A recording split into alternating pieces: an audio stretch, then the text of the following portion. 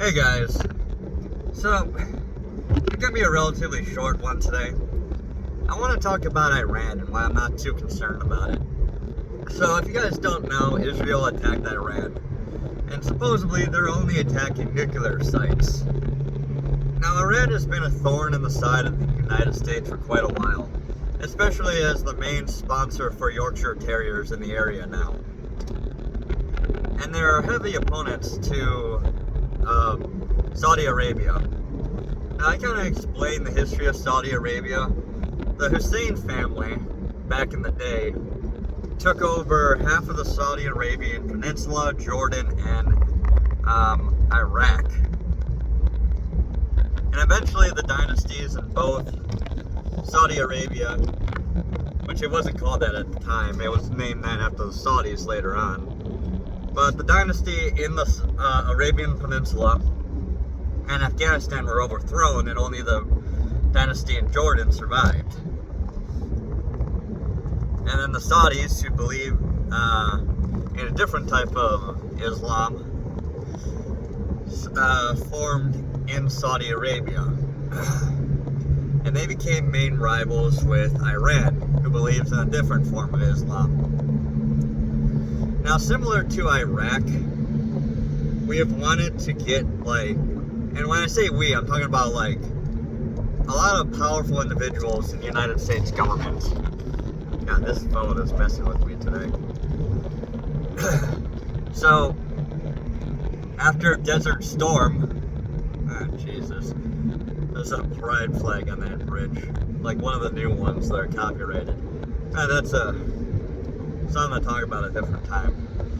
Anyways, during Desert Storm, Saddam Hussein attacked Kuwait, the small, independent country that by all rights probably should have been part of Iraq, but the people in Kuwait didn't agree. And they were a main seller of oil to the United States. And even to this day, we still have military personnel from Kuwait come to America for military training, especially in the artillery department. At least I've seen them around the artillery base in Fort Sill. Anywho, after Saddam Hussein managed to make it through Desert Storm without being overthrown, the United States wanted to overthrow him ever since. So after we went to war with Afghanistan, they decided to go after Iraq as well and take him out. And Iran, similarly, has been pissing in our cornflakes for a long time. And there are powerful people in the government who wanted to deal with them, who want us to go to war and take them out. As you know, a lot of people in the United States don't agree. We see this as a conflict between Israel and Iran, and we just don't want to get involved. And I would kind of agree with that. I don't want to overthrow the government or anything. Sometimes violence is necessary to deal with a dictator. But I'm also just kind of sick of always fighting other people's battles. And then once we're done with whatever country it is, we just turn them into an enemy, or at worst, or at best, turn them into neutral, like we did with Iraq. I really want no part of it, especially nowadays. But I'm not too concerned about the war expanding further than it already has. Mainly because we've been watching this for a long time. We knew this was coming. I mean, we said the war would expand more than likely to Iran after Hamas, Hezbollah, and the Houthis all got involved.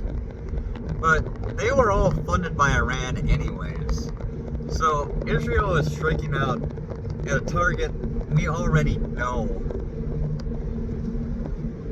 is involved in all this.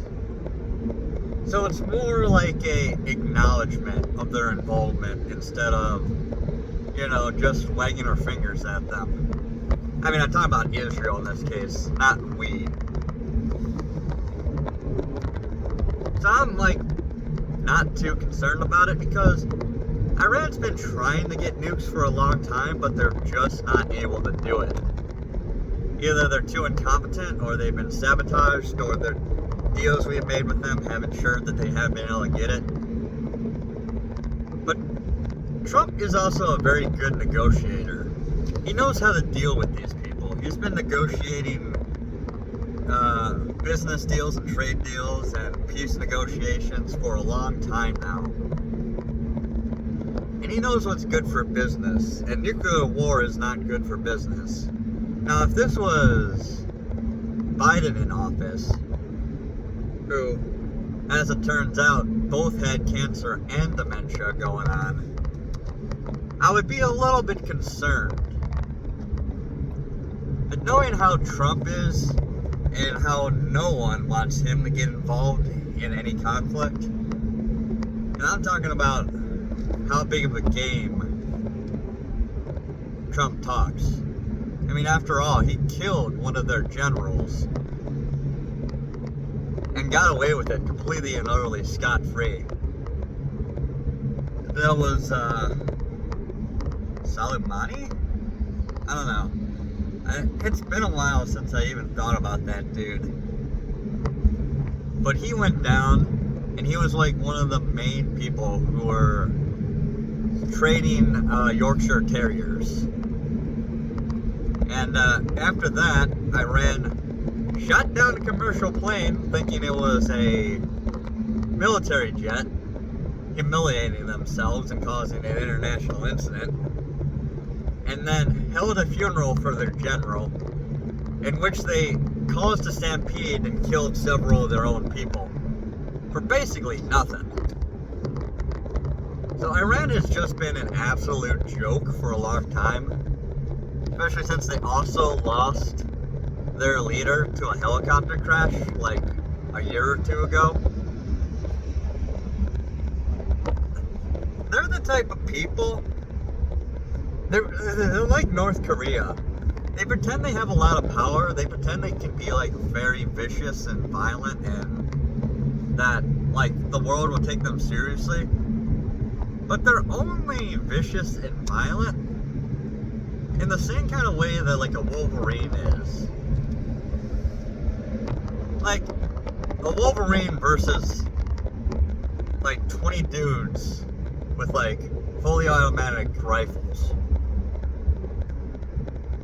Like, yeah, Wolverine is not a fun creature to have to deal with, especially if it gets on you before you even know what's going on. But it's unlikely to kill you. And honestly,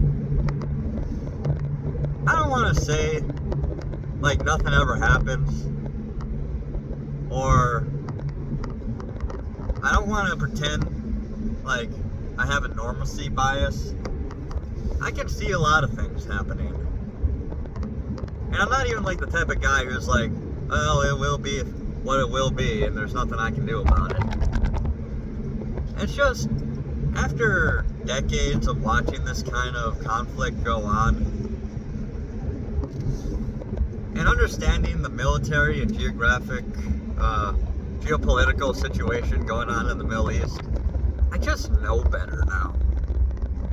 That they want us to freak out. They want us to panic. They want us to blame this all on Trump. They want us to say that if Biden was in office, none of this would ever happen, or what have you, or if Kamala Harris was. And I know better. I don't buy the propaganda anymore. Like, this is just something that was going to happen eventually. Like, we couldn't just sit back and just let this crap go on. And again, I say we, but I do mean Israel. Because I really don't want to be involved in any of this. Except maybe, like, if Trump wants to vaporize another general here or there, I will find that absolutely hilarious. Just saying. I know that sounds a little bit mean, but I have no respect for anyone who trains or endorses Yorkshire Terriers at all. So, I mean, whatever. Don't panic, don't freak out, don't, like, think about. I mean, you can think about it, but don't like let it keep you up at night. Is what I'm saying. Because, my God, it is not that big of a deal, honestly. I mean, it's just kind of funny to me, all things considered. I don't know. Anyways, yeah, I'll get more information on it eventually, because I'm curious about the actual, like, very specific situation and the military maneuvers going on. But from a it keeps trying to say geographical, a geopolitical stance, this is basically like a bump in the road, honestly. Well, I mean, that's my opinion on it. I'm not going to make a big deal out of it. But I'm hoping that we got a lot of people watching the situation and monitoring it. And given my trust in Trump, I'm fairly certain that it's going to be alright. I mean, he's way better than most of the presidents we had for the last 40 years. I'd say he's better than all the presidents that we had for the last 40 years. That's just my personal opinion. Anyways, I'll leave it at that, guys. Just a very short one today. Okay. Bye.